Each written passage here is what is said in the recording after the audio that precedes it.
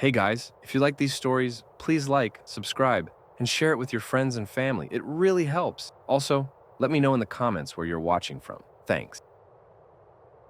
The snowstorm raged outside the small, secluded cabin, the wind howling like a desperate animal searching for escape. Inside, the fire crackled in the hearth, casting long, dancing shadows on the walls. I sat alone in the living room, staring out at the swirling white abyss. The snowflakes, thick and relentless, painted the landscape in eerie, dreamlike stillness. It was supposed to be a quiet weekend away, a break from the grind of city life. But something felt off. I couldn't shake the nagging feeling that I wasn't alone. I'd come here with my best friend, Mark. We'd rented the cabin for a weekend getaway, just the two of us, far from the noise of the world. We were both in need of some peace, a quiet space to clear our heads. But now, as I sat by the window watching the snow fall, I couldn't help but feel like we were being watched. I shook my head, trying to dismiss the thought. It was just the storm playing tricks on my mind. Mark had gone out earlier to gather some firewood, but he hadn't returned yet. It was unusual for him to be gone this long, especially in weather like this. I tried calling out for him, but my voice was swallowed by the roaring wind outside. I stood up, feeling a sense of unease growing in my chest. There was something unsettling about the silence inside the cabin, as if the house itself was holding its breath. I grabbed my jacket and stepped outside into the biting cold. The snow crunched underfoot as I made my way around the back of the cabin, where the woodshed stood.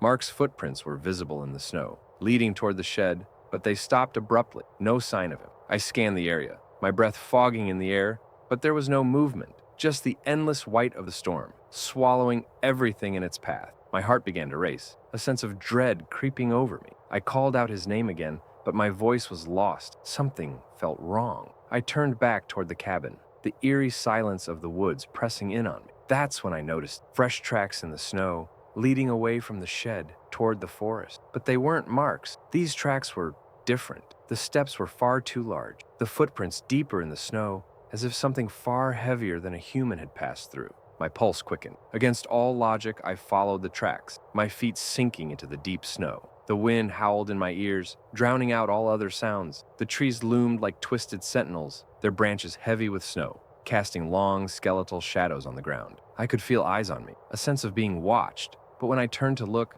there was nothing, just the howling wind and the endless expanse of snow. The tracks led me deeper into the woods, farther from the safety of the cabin. As I walked, the air grew colder, the chill biting at my skin.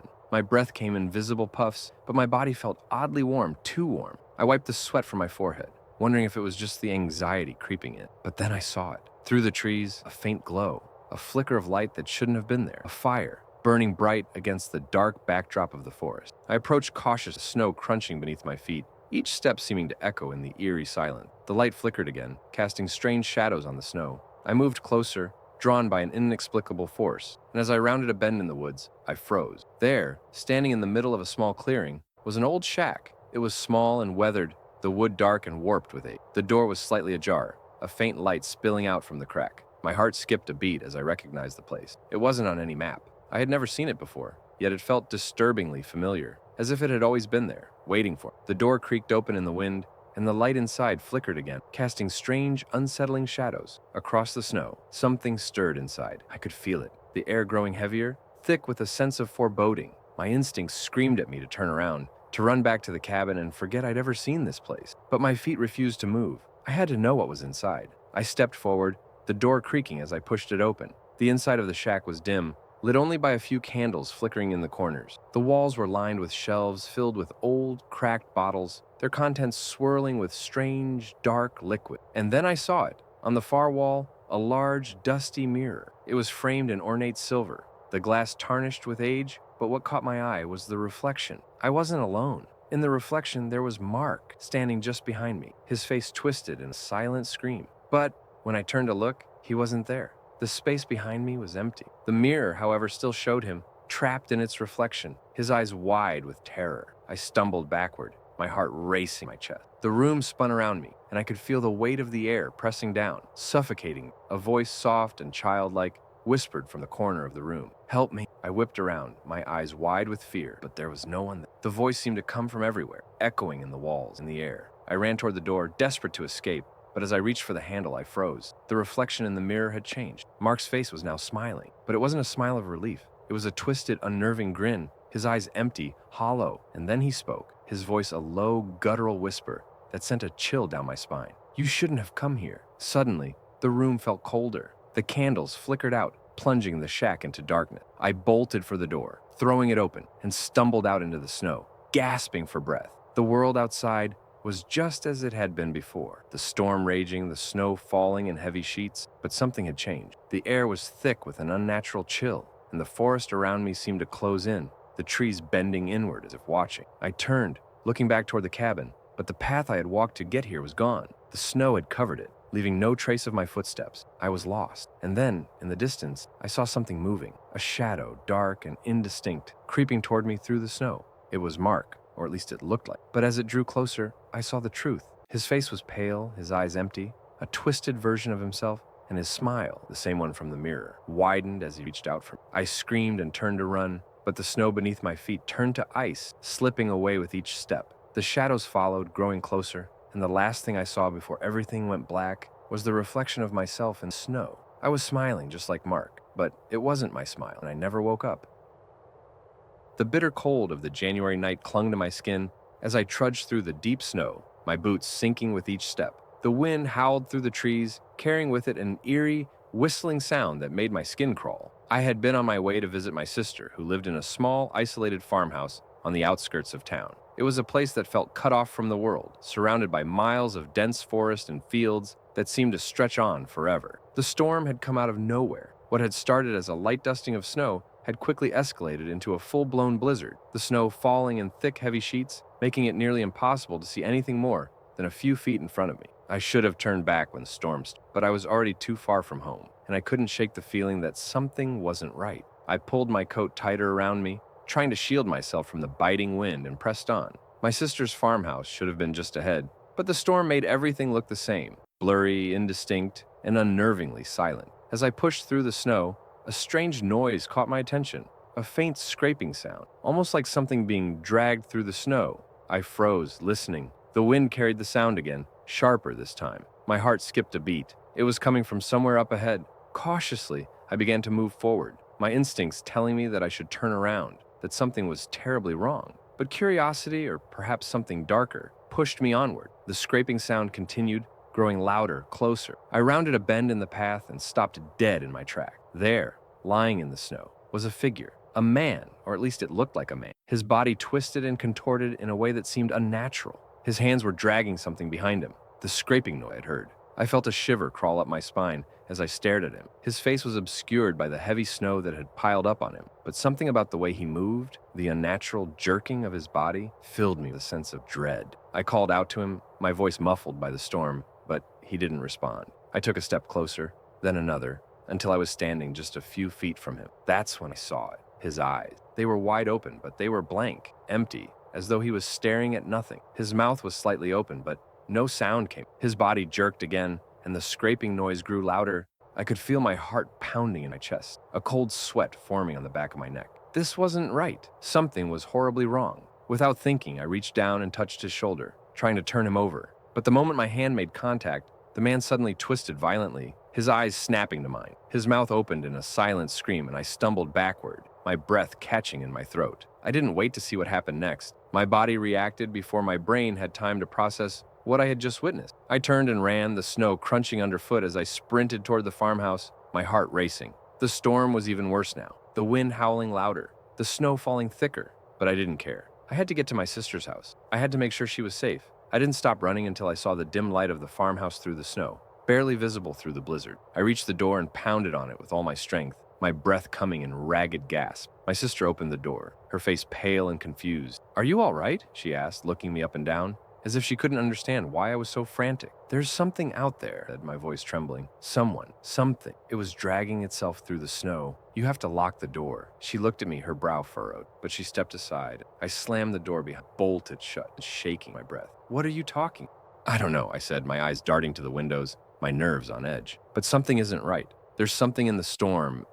I froze mid-sentence, my gaze locking on the window. The snow was still falling heavily, but something was moving out. I could see a figure, tall and hunched, dragging something behind it. My heart sank as I recognized the same twisted movement, the same scraping sound that had haunted me in the storm. It was him, the man from the snow. I backed away from the window, my breath catching in my throat. My sister must have seen the terror in my because she grabbed my arm, pulling me away from the window. "Stop," she whispered urgently. "There's no one out there. You're just scared from the storm." But I couldn't shake the feeling that something was wrong, that the man I had seen in the snow was still out there, watching us, waiting. I told myself it was just my imagination. The storm, the cold, the isolation, it was all playing tricks on my. But as the night wore on and the storm continued to rage outside, I couldn't escape the feeling that we weren't alone, that something was waiting just beyond the door, something hungry. We stayed up through the night, huddled together in the farmhouse, but the fear didn't fade. The scraping sound, soft but persistent, continued, as though something or someone was still out there, dragging itself through the snow. When morning came, the storm had finally passed. The snow had stopped falling, and the world outside was blanketed in a thick layer of white. But as I stepped outside, I saw something that made my blood run cold. The tracks were gone.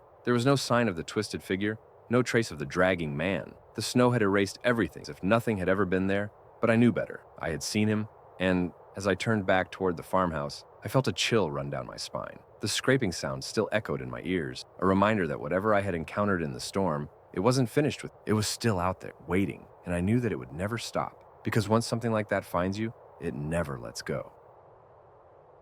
I had never believed in the old ghost story that people whispered about the abandoned town up in the mountain. It was a place that had been forgotten by most, shrouded in mystery with only vague rumors about its haunted past lingering in the minds of the local. I'd heard the stories all my life, but I always shrugged them off as nonsense, just tall tales passed down by people with too much time on their hands. That all changed one cold January night, when I found myself lost in the middle of nowhere, my car having broken down in the mountain. The snow had begun to fall heavily, and the wind howled with a chill that seemed to pierce right through to my bones. I had been driving for hours, hoping to make it to the nearest town, but the storm had come too quickly. I pulled over, realizing there was no way I could make it any farther, and tried to call for help. But the signal was weak, and the call wouldn't go through. As I sat there, staring out into the swirling snow, I noticed a faint light in the distance. It was the only thing visible through the thick fog of the storm, and it seemed to be coming from the direction of the abandoned town. It wasn't far, and I figured that if I could make it there, I might be able to find some shelter or help. I grabbed my coat, locked the car, and set off into the storm. The town wasn't much more than a few decaying buildings, the remnants of what once had been a bustling mining community. The streets were empty, the houses abandoned, but the light seemed to come from a small building near the center of town. I made my way toward it, the wind biting at my face, the snow piling up around my feet. When I reached the building, I found the door slightly ajar. I hesitated for a moment, my instincts screaming at me to turn back, but the promise of warmth and shelter was too tempting. I pushed the door open and stepped inside. The air inside was stale, musty, and cold. The only sound was the soft creaking of the old wooden floorboards beneath my feet. The room was dimly lit by a single, flickering candle that sat on a table in the corner. I scanned the room, but there was no sign of anyone. It seemed abandoned, just like the rest of the town. But the light, it had to be coming from somewhere. I approached the table, my eyes drawn to an old, dusty journal that lay open in the center. It looked ancient, the pages yellowed and brittle, but something compelled me to read it. As I turned the pages, I found entries written in hurried, frantic handwriting.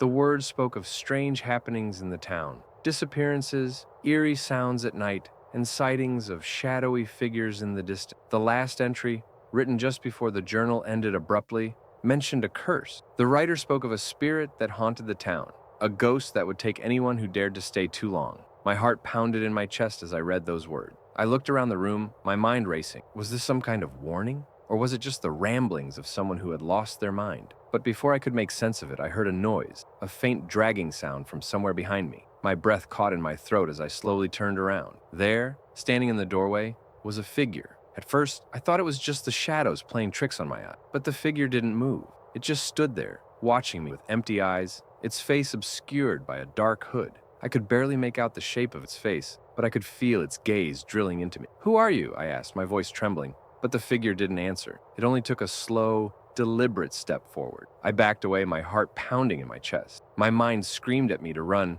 but my legs wouldn't move. The figure was getting closer, its presence heavy, suffocating. And then I heard it, the sound of footsteps behind me, dragging slowly across the floor. I spun around, but there was nothing there. The room was empty, but the dragging sound continued, growing louder. The figure took another step, and this time I could hear a low, guttural whisper, as though it were speaking to me. The words were indistinguishable, like a language I couldn't comprehend, but the tone was unmistakable, threatening, menacing. I stumbled backward, my hands reaching for the door, but before I could grab the handle, the figure lunged forward, its hands grabbing at my coat. I screamed and fought to break free, but it was too strong. It pulled me toward it with an unnatural force, dragging me closer and closer to its cold, lifeless body. I was frozen in place, unable to move, unable to scream. The figure's face was now inches from mine, and I could feel its cold breath on my skin. It opened its mouth, revealing rows of sharp, yellowed teeth, and I knew in that instant that it wasn't human. It was something else, something that had been waiting in the shadows for far too long. With a final, desperate effort, I managed to break free from its grip. I bolted for the door, my body shaking with terror, and slammed it shut behind me. I didn't stop running until I reached my car, my heart racing, my breath coming in ragged gasps. I never spoke of what happened in that town. The experience was too real, too terrifying to share. But every time January rolls around, the snow begins to fall, I can't shake the memory of the dragging, the whispering figure, and the curse that still hangs over that abandoned town. And I know deep down that whatever I encountered in that storm, it isn't finished with. It's still out there, waiting, and it's only a matter of time before it comes from. It was the kind of cold that settled deep into your bones, the kind that made your teeth chatter even under thick layers of clothing. I had always been a skeptic when it came to supernatural stories, but everything changed that night in the midst of a January blizzard. I'd been staying at a small cabin in the woods, miles away from civilization, trying to escape the stress of my everyday life. The cabin had been booked for a weekend getaway, something to clear my mind after a particularly rough period. The snowstorm came without warning, trapping me in the cabin with no way to leave. The phone lines were down, and the radio didn't pick up any signals. It was just me, the flickering light of the fireplace, and the relentless sound of wind howling outside. That night, as I lay in bed listening to the storm rage, I heard something soft, almost like a whisper carried by the wind. But then it grew louder. It sounded like footsteps, the kind you hear when someone is walking across old wooden floors. I froze, my mind racing. I was alone, and I had locked every door and window before going to bed. I waited, listening intently. The footsteps continued, echoing through the cabin as though someone were walking up and down the hallway just outside my room. I told myself it was just the wind or the house settling, but deep down, I knew something wasn't right. My heart began and the air felt colder, heavier, as if the temperature had dropped another 10 degrees in an instant. I got out of bed, my legs trembling beneath me, and quietly moved toward the door. I opened it just a crack. Peering into the dark hallway, there was nothing, no sign of anyone. The house was silent, except for the occasional creak of the old wood. But I couldn't shake the feeling that something was watching, lurking in the shadow. I closed the door and locked it, but the footsteps started again, this time louder and closer. They were coming from the stairs. I could hear them clearly, slow and deliberate, as though someone was making their way up toward my room. My heart thudded in my chest, my breath quickening with panic. I tried to reason with telling myself it was just my imagination, but the sound was too real, too distinct. Suddenly, the door to my room creaked open. I froze, staring in horror as the door slowly swung inward, revealing nothing but an empty hallway. No one was there, but the air had turned icy, the chill seeping into the room like a living thing. I wanted to run, to escape, but my legs wouldn't move. I couldn't tear my eyes away from the doorway, from the darkness that stretched beyond it. Then I saw it. In the distance, just at the edge of the hall, I saw a figure. It was standing perfectly still, its back turned to me as if it were waiting. Its shape was indistinct, a silhouette against the faint light that filtered through the windows. But there was something wrong with it, something that made my skin crawl. The figure was tall, unnaturally, and its movements were jerky, like it was trying to force its limbs to obey, but they didn't quite fit together. Without thinking, I screamed. The figure didn't move. Instead, it tilted its head slowly, almost like it was trying to understand the sound of my voice. Then, it took one slow step forward, and another, until it was standing at the doorway. I scrambled backward, heart pounding, my mind screaming at me to run, but my body was frozen in place. The figure reached out, its long fingers stretching toward me, and I could feel a cold wind wash over me, carrying with it a sense of dread so overwhelming that I couldn't breathe. The next thing I knew, I was outside, running through the snowstorm, my feet sinking into the deep drifts. I didn't know where I was going, just that I had to get away from that thing in the cabin. The wind howled around me and the snow stung my face, but I didn't care. I had to escape. I didn't stop until I reached the highway, where a passing car finally stopped to help. The driver didn't ask questions, just offered a ride to the nearest town. I didn't tell him what had happened in that cabin. I couldn't. No one would believe me. But as I look back on that night, the memory still haunts me. The figure in the cabin, the cold fingers reaching out toward me, and the chilling sense of something ancient and malevolent waiting in the shadows. I don't know what it was, but I know it's still out there, watching. And every winter, when the snow begins to fall and the wind howls in the distance, I wonder if it's still waiting for me in the darkness, just beyond the reach of the light.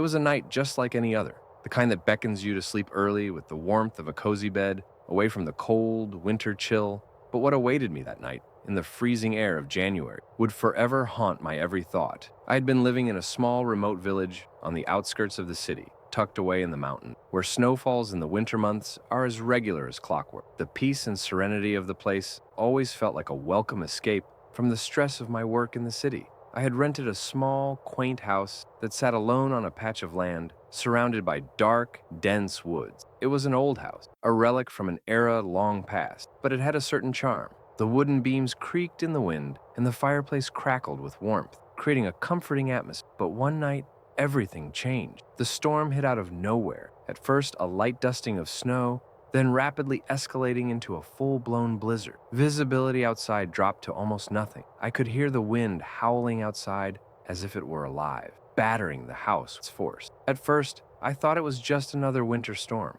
something I had experienced many times before. But that night was different. Around midnight, as I sat by the fire with a book in my lap, I heard something. A soft, almost imperceptible knock. I froze, the hairs on the back of my neck standing. I didn't know who could be out there in the storm, especially this late. I got up and walked toward the door, my breath visible in the freezing air. I peeked through the small window in the door, but there was nothing. No one was standing there. I told myself I had imagined. Maybe the wind had caused the sound, but as I turned to go back inside, there it was again. A loud knock, this time much harder. The door shook with force of it, and my heart skipped a beat. There was no mistaking it now. Someone or something was on the other side. With a racing pulse, I opened the door cautiously, only to find the doorstep completely empty, the snow undisturbed. The wind was howling, but there was no one in sight. I stepped outside, trying to peer into the darkness, my eyes struggling to adjust to the blinding snow. For a moment, I thought I saw a shadow moving in the distance, just beyond the reach of the house's dim light.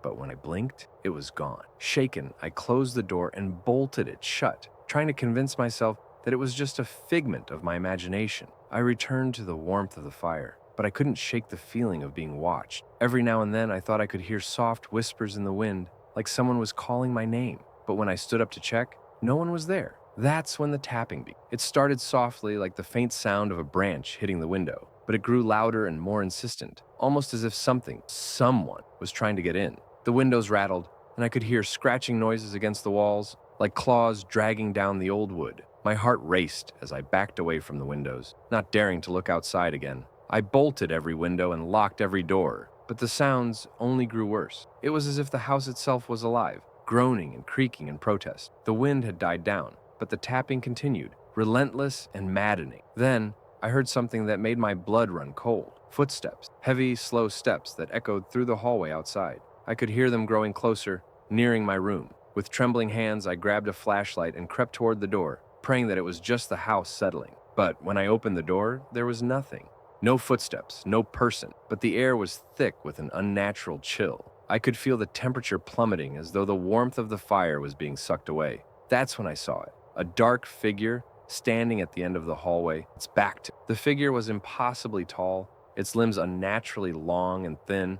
It stood perfectly still, its head tilted in a way that shouldn't have been possible. The sight sent a wave of terror through me, and I stepped back. My breath caught in my throat. It didn't move, but I could feel it watching me. Suddenly, I heard a voice, faint but clear. It whispered my name in a voice that was not human. The voice sent a chill through my bones, and I could feel my knees weakening. The figure turned its head slowly, and for the first time, I saw its face. It was hollow, empty, like a skull, with no eyes, just deep, dark sockets. Its mouth hung open in a grotesque grin, and from within, a foul stench filled the air. The thing didn't speak again, it just stared at me with that empty, unblinking gaze. I slammed the door shut and locked it, but the thing was still there. The sound of its steps was growing closer again, but I could no longer make out where it was. It was as though the house itself was alive with that thing, and it was coming for me. The whispers grew louder, more urgent. In a panic, I grabbed my things and ran out into the storm, not stopping until I reached the village.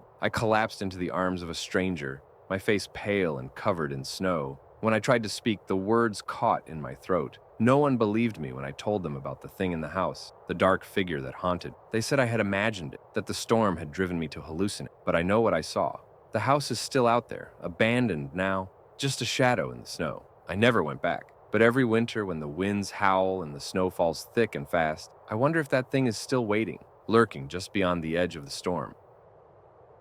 It was the dead of winter, the kind of bitter, unforgiving cold that made even the most familiar surroundings feel alien. January in the mountain was notorious for its fierce storms, but this particular night would prove to be unlike any I had ever experienced. I had always been drawn to the solitude of the mountain. My cabin, tucked away in a remote forest, was the perfect retreat, a quiet, peaceful escape from the noise of the world. I was used to being alone, the stillness comforting in a way that soothed my mind. I had lived in that cabin for several years, and in all that time, I had never felt fear until that night. The storm hit suddenly, almost as if it had been waiting for the perfect moment. The wind howled fiercely against the walls of the cabin, and snow began to pile up in thick, swirling drifts outside. I had stocked up on supplies, so I settled in for the night, curling up with a book by the fire, the warmth of the hearth, a welcome contrast to the icy world outside. But the storm didn't feel right. There was an oppressive weight, something that made my skin prickle. It wasn't just the howling wind, it was as if the world outside had gone eerily silent, as if everything had stopped. My dog, a large, protective shepherd, had been pacing nervously around the cabin, occasionally stopping to stare at the door with a low growl. I tried to reassure him, but the unease was starting to grow in me as well. It wasn't the storm that was bothering me, it was the strange feeling that something wasn't quite right. I felt watched. I shook it off, telling myself I was just being paranoid. But that night, I couldn't shake the sense that there was something out there in the storm, something watching. Around midnight, the power went out. The lights flickered and died, plunging the cabin into darkness. I fumbled for a flashlight, trying to suppress the growing sense of dread. The wind had picked up, and the howling outside was deafening. I turned on the flashlight and made my way through the darkened cabin, checking the windows to make sure they were locked. As I walked into the living room, my flashlight beam caught something odd, a dark figure standing outside the window. My heart stopped. The figure was tall,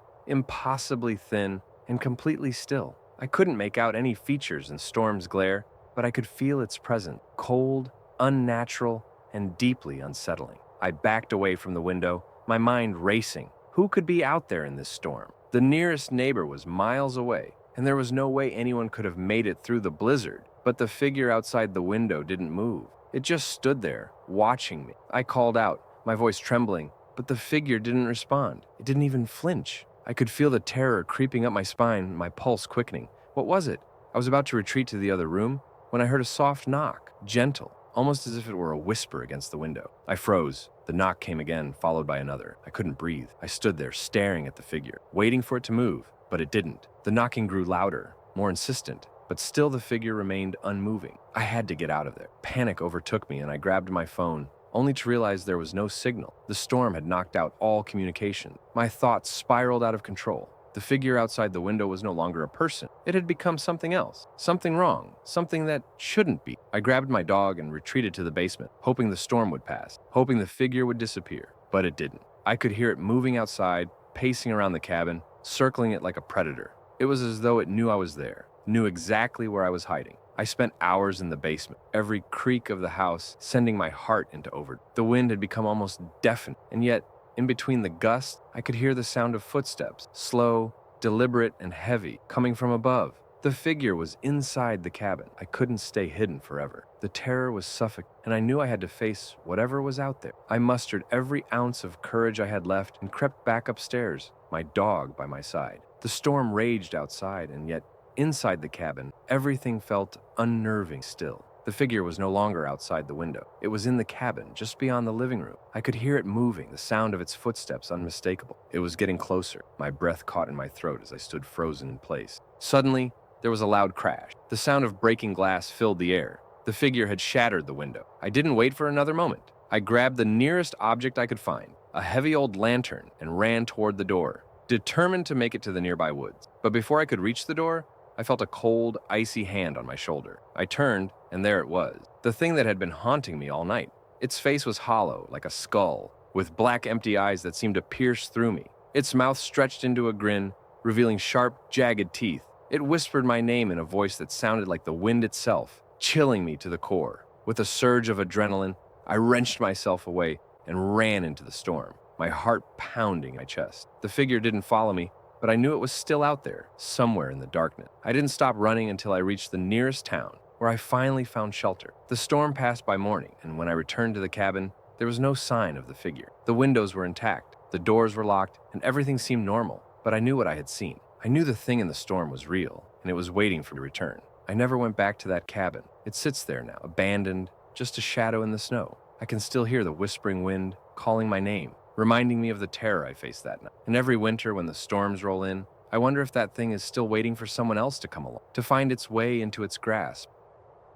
It was the coldest January night I could remember, the kind of night where the snow fell in sheets, and the wind seemed to cut through you like a knife. I was used to the harsh winter. After all, I'd grown up in the northern woods, but tonight was different. Tonight something felt wrong. It was around 10 p.m. when I decided to take my usual nightly walk. I lived alone in a small, secluded cabin in the middle of the woods, far away from civilization. The isolation had always appealed to me, and the serenity of the snow-covered trees gave me a sense of peace that I cherished. But tonight, I couldn't shake the unease that gripped as soon as I stepped outside. The air was thick with an unnatural silence. No animal sounds, no wind through the trees, just an eerie stillness that seemed almost suffocating. The only noise came from the crunch of my boots as I trudged through the deep snow, making my way down the familiar trail that led to the old creek. Halfway there, I noticed something odd, a set of footprints in snow, leading off the path and into the wood. The footprints were large, much too large to be animal tracks, and the snow around them disturbed, as if someone or something walking in a hurry. I stopped in my tracks, my breath catching in my throat. There was something deeply unsettling about those prints. They weren't there earlier, and I had walked this way only a few hours ago. My instincts screamed at me to turn around and head back to the safety of my cabin, but curiosity got the better of me. I followed the footprints, my heartbeat quickening with every step. The snow was getting deeper, and the trail led me farther and farther from the safety of the path. The trees seemed to close in around me, their skeletal branches creaking in the wind. The air had grown even colder, if that was possible. I had almost convinced myself that I was just being paranoid. I saw it, a figure standing between the trees. At first, I thought it was a trick of the light, or my mind playing tricks on me, but no, it was real. A tall, gaunt figure dressed in a long, tattered coat, its face hidden in the shadows. It didn't move. It just stood there, staring at me. A cold shiver ran down my spine as I stood frozen in place, unable to look away. My breath came in sharp gasps, visible in the frigid air. For what felt like an eternity, the figure did nothing but watch me. I couldn't move, couldn't think. All I could do was stare back, my mind screaming for me to run, to get away. Then it moved. The figure took one slow, deliberate step toward me, and my legs finally responded. I turned and ran, my heart pounding in my chest, my legs heavy in the deep snow. I could hear the crunch of footsteps behind me, slow and purposeful, as if it were following me, enjoying the chase. I didn't dare look back. The only thing I focused on was getting to the safety of my cabin. I made it to the clearing just in time to see the light from my cabin's windows glimmer through the trees, but I didn't stop running until I was on the porch, the door slamming shut behind me. I leaned against it, gasping for breath, my eyes darting around in panic. The house was dark, save for the dim light from the fireplace, but I didn't feel safe. Not anymore. The fear that had gripped me on that walk still clung to me, wrapping itself around my chest, squeezing the air from my lungs. I locked the door and double-checked the windows, but something inside me told me it wouldn't be enough. I couldn't shake the feeling that whatever that thing was, it was still out there, waiting for me. The wind howled outside and the snow pelted the windows, but it wasn't the storm that kept me awake that night. It was the thought that I wasn't alone, that something was out there watching, and that whatever it was, it knew where I was. Hours passed, and the storm outside only grew worse. But just as I thought I might be able to calm my nerves, I heard a soft knock at the door. I froze. It was a faint sound, so quiet I could hardly believe I heard it. But then it came again, a slow, deliberate knock, 3 sharp raps against. My heart began to race again, and I felt a cold sweat break out across my forehead. I stayed perfectly still, listening intently. The knock came again. I couldn't breathe. It was the same pattern as before. 3 knocks, slow and methodical. I didn't dare open the door. Instead, I grabbed the nearest weapon I could find, a heavy iron poker from the fireplace, and slowly backed away from the door. I knew I had to do something, but my mind was racing, my body frozen with fear. Then I heard something even worse than the knocks, a voice. It was barely a whisper, a sound so faint I almost thought I imagined, but it came again, a low, raspy whisper, carrying through the wind. Let me in. I felt my blood run cold. It was the same voice that had spoken earlier in the woods, the voice of the figure that had been watching me. It had followed me back to the cabin. I didn't know how long I stood there, trapped in the darkness of the cabin, too terrified to move.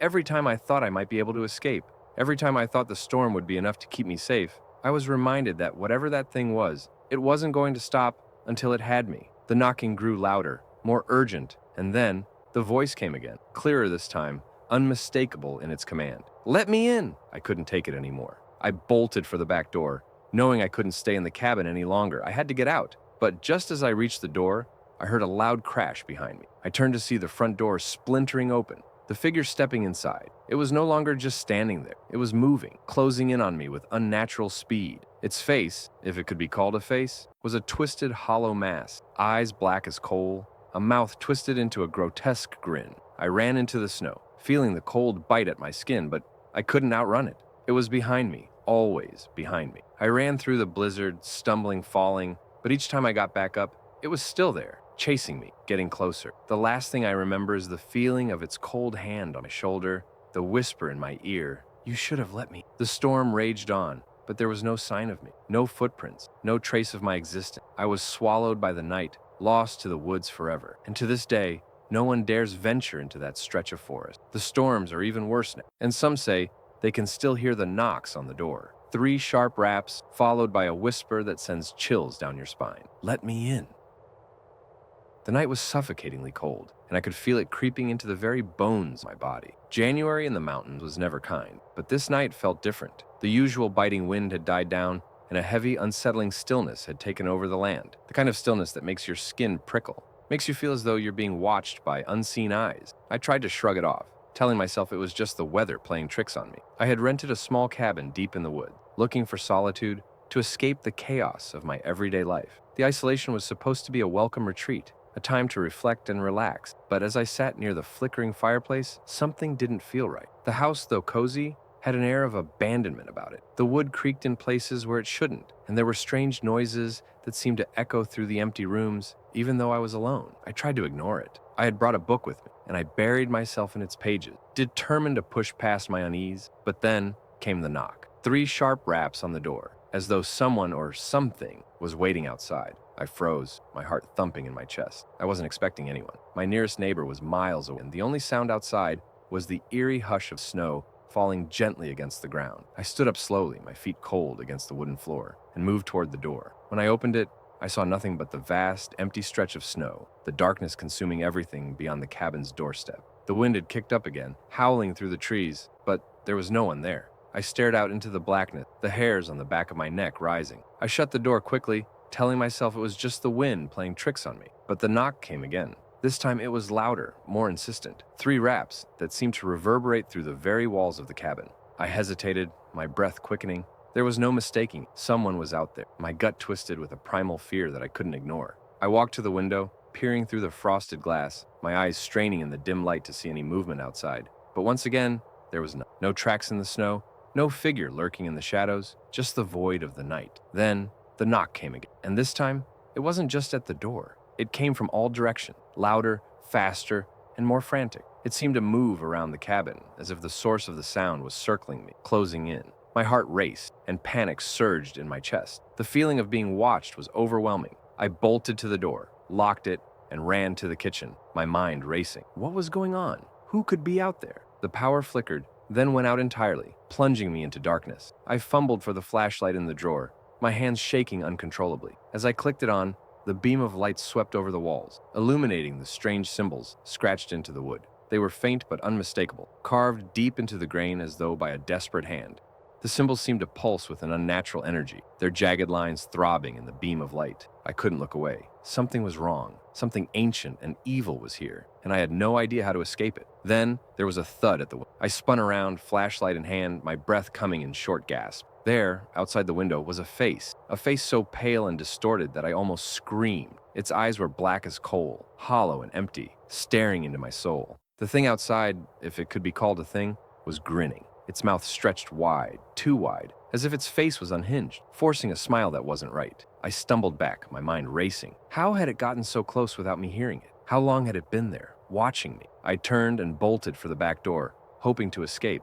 But as I reached for the handle, I realized with horror that it wouldn't budge. I pulled at the door with all my strength, but it was stuck, as though something was holding it shut from the other side. I turned toward the fireplace, my mind scrambling for a plan. My only option now was to get out through the chimney or wait until morning. But then I heard a voice. It was faint, barely audible, but unmistakable. Let me in. The voice was raspy, like someone who hadn't spoken in years, and yet It seemed to come from all directions, from inside my head, from the walls. I turned in circles, my mind spinning. The figure outside the window was gone, but the voice lingered, growing louder, more desperate. I ran back to the front door, hoping it had unlocked, praying I could escape. But as I reached for the handle, I felt something cold press against my back. Something was standing behind me. I spun around, the flashlight shaking in my hand, and found myself face to face with the thing from the window. It had entered the cabin without me even noticing. It had been right there, so close I could feel its cold, unnatural presence. The thing's grin had grown wider, and its eyes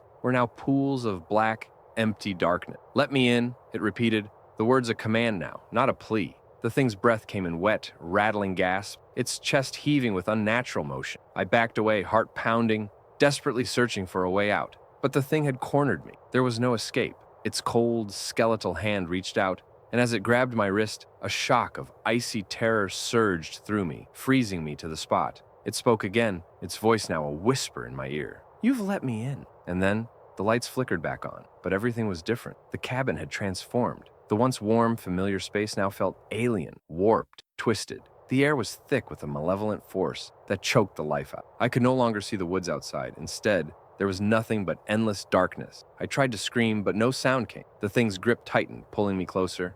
I was drowning in the blackness, suffocating under the weight of something ancient and evil. The last thing I heard before everything went silent was a cold, empty laugh, echoing, and then there was nothing. No cabin, no woods, no January. A darkness.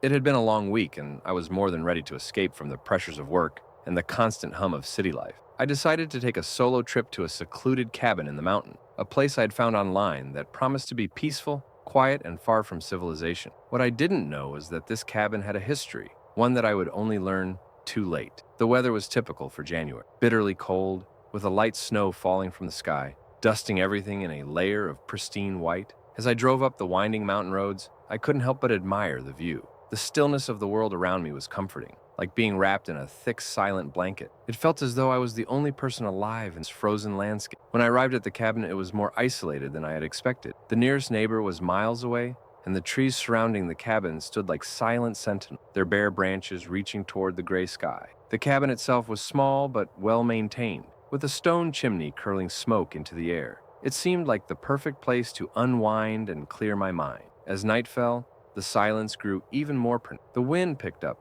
rattling the windows, but inside it was warm and cozy. I settled in with a book and a glass of wine, feeling the weight of the outside world slowly lift. But the peace didn't last long. It started with the scratching. At first, I thought it was just the wind or an animal outside, maybe a raccoon or a fox clawing at the wood. But as the scratching grew louder, I began to feel uneasy. It was rhythmic, deliberate, almost as if someone or something was trying to get inside. I tried to brush it off, telling myself I was just being paranoid. The wind could do strange things in the mountain. But then I heard a voice. It was faint at first, barely a whisper, but it was unmistakable. "Let me in," the voice called from the direction of the door. I froze, my heart thumping in my chest. I wasn't expecting any. No one knew I was out here, and the nearest town was miles away. I stood up slowly, my pulse pounding in my ears, and made my way to the door. When I opened it, there was nothing. Just the thick, unbroken wall of snow and darkness outside. But the voice had been real. I slammed the door shut and locked it, the unease settling in my stomach like a cold stone. What was happening? Was it just my mind playing tricks on me? I tried to calm myself and return to the living room, but the air felt different, heavier. The temperature seemed to drop, and the shadows in the corners of the room seemed to shift, moving with an unnatural life. I could feel a presence in the room, though I couldn't see anything. That's when I noticed the footprints in the snow outside. They weren't there when I first arrived, and they weren't the kind of tracks an animal would leave. They were too large, too deliberate, and they led straight to the cabin door. I tried to convince myself that it was a figment of my imagination, but when I checked the door, the lock was still secure. Nothing had changed. Still, the feeling of being watched intensified. The presence outside wasn't just watching, it was waiting. I felt trapped. The hours passed in a blur of tension. The voice returned intermittent, growing louder with each repetition. "Let me in, let me in." It was a chant now, rhythmic, hypnotic. It was as if the voice was coming from inside my head, not from outside the door. I covered my ears, trying to block it out, but the words echoed relentless. Then the scratching began again, but this time, it was coming from the walls. I could feel it deep within the old timber, as if something or someone was clawing their way through the very foundation of the cabin. The sound was deafening, like nails being dragged across a chalkboard, each scrape making my skin crawl. The walls shuddered with every strike, and I could feel the house groan under the pressure. I ran from room to room, desperate to find any sign of what was causing it. There was nothing. No cracks, no signs of damage, just the constant, relentless noise. I had no idea how much longer I could take it. Then, without warning, the lights flickered and went out. The cabin was plunged into darkness. I scrambled for the flashlight I had packed, my hands shaking as I clicked it on. The beam of light flickered and sputtered, but it was enough to illuminate the room for a moment. That's when I saw it. In the corner of the room, barely visible in the shadows, was a figure. A pale, gaunt figure, its skin stretched tight over its bones, its eyes black and empty. It was staring at me, unmoving. Its mouth opened slowly, and a cold, raspy whisper filled the room. "Let me in," I screamed, backing away, but the figure didn't move. It just stood there, watching. I could feel its presence like a weight on my chest, suffocating me, and yet I couldn't look away. The darkness seemed to press in from all sides, thick and oppressive. Suddenly, the scratching stopped. I stood frozen, trying to gather my thoughts, my breath ragged in my throat. The silence was unbearable. I turned to run, but my feet wouldn't move. It was as if the floor had turned to ice, holding me in place. The figure stepped forward, its movements jerky and unnatural, and I could feel its cold breath on my skin. In a panic, I grabbed the nearest object, a heavy chair, and threw it toward the figure. It didn't flinch. The chair passed right through it, falling to the ground with a clatter. The figure was no longer just a presence. It was real, tangible, its form shifting and writhing like smoke. It wasn't a person, but something far worse. I stumbled backward, my mind racing for a way out. The front door was still locked, and the windows were sealed shut. I was trapped. That's when I saw the truth. The house itself was alive. The walls pulsed with a life of their own, and the very ground beneath me seemed to shift, breathing like the body of some ancient, monstrous creature. The figure was no longer the only threat. The entire cabin was turning against me. I could feel the floor beneath me crack, the walls bending inward as though trying to crush me. The door, which I thought was locked, suddenly swung open by itself. Without thinking, I bolted into the snow, running into the freezing night without any direction, my only goal to escape whatever had claimed that cabin. I ran until my legs gave out, until I collapsed from exhaustion in the middle of the snow-covered woods. I don't remember how long I was out there, but when I awoke, I was alone. The strange presence had faded, and I was free. But when I looked back, the cabin was gone. In its place was nothing but empty space, just trees and snow. To this day, I don't know what that cabin was. I don't know if it was some kind of living, breathing nightmare or a place where something much older, much darker dwelled. But I do know one thing: I'll never go back. Whatever was there, it wasn't finished, and I'm not sure I'll ever be truly free.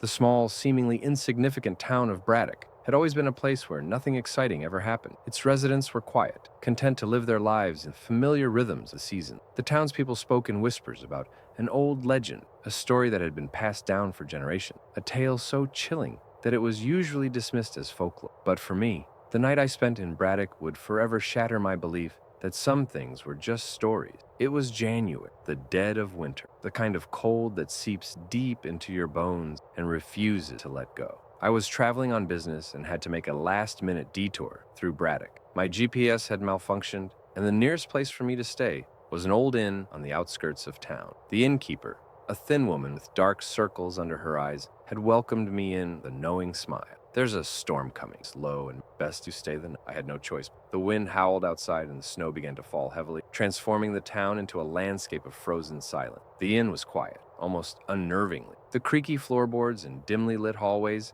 added an air of mystery to the old building. It felt like the kind of place where secrets fester, hidden behind closed doors. As I settled into my room, I noticed something strange. A large, ornate mirror hung on the wall. The glass was old, with a cloudy, almost murky surface. It looked out of place in the otherwise ordinary, and yet I couldn't stop staring at it. The mirror seemed to draw me in, its surface shifting ever so slightly with the flickering light from the bedside lamp.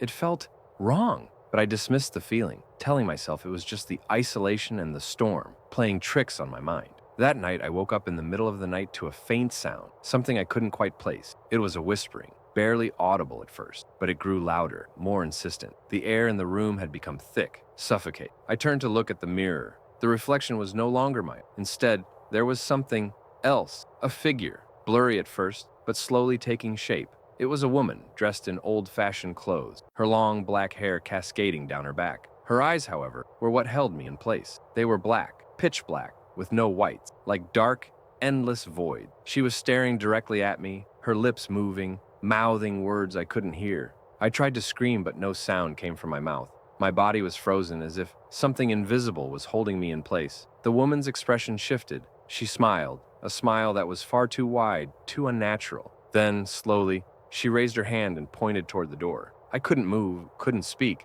but the overwhelming feeling of dread washed over me. I knew I had to get out of the I had to leave, but my body refused to respond. And then, just as suddenly as the vision had appeared, the woman vanished. The mirror reflected only my own terrified face. The air in the room was still, the whispering gone. I didn't wait to see if it would return. I bolted from the room, stumbling down the narrow hallway. I rushed to the innkeeper's office, my heart racing. But when I burst through the door, I found the room empty. It was as if the inn had been abandoned. The fire in the hearth had long since burned out, and dust had begun to settle over the furniture. I stood there, frozen in confusion, until I heard it. A soft creak from the far end of the hallway, a sound that echoed from the depths of the old building. It was coming from upstairs. I didn't want to go up there. I didn't want to find out what was making that sound. But something, some force I couldn't explain, compelled me to move forward. I climbed the creaking stairs, each step echoing in the silence of the air grew colder the higher I went, as if the temperature itself was dropping each step. At the top of the stairs, the door to the attic stood ajar, a faint light flickering inside.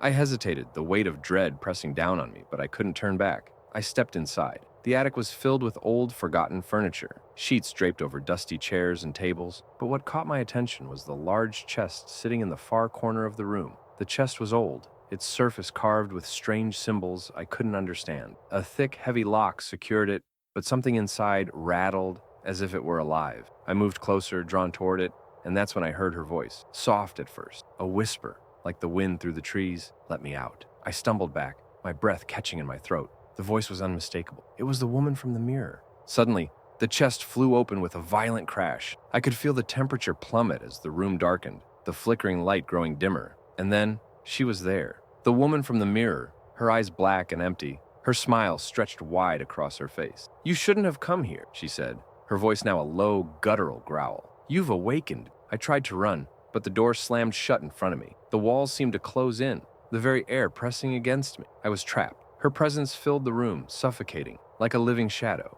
I could feel her cold breath on my neck, hear her whispering in my ear. And then, just as quickly as it had all begun, everything stopped. The room was silent. The door creaked open and I fled, not daring to look back. The next morning, the inn was back to normal. The innkeeper was there as though nothing had happened. The mirror was still hanging on the wall, its surface smooth and undisturbed. No sign of the woman, no trace of the nightmare I had endured. It was as if the entire experience had been a dream. But I knew better. I knew that something was lurking in that inn, something that could not be explained. As I left Braddock, I couldn't shake the feeling that the woman was still there, watching, waiting for the next soul foolish enough to wander into her grasp. I haven't been back to that town since, but I can't forget what happened. And sometimes, when the wind howls just right, I swear I can still hear her voice calling to me from the darkness. "Let me out.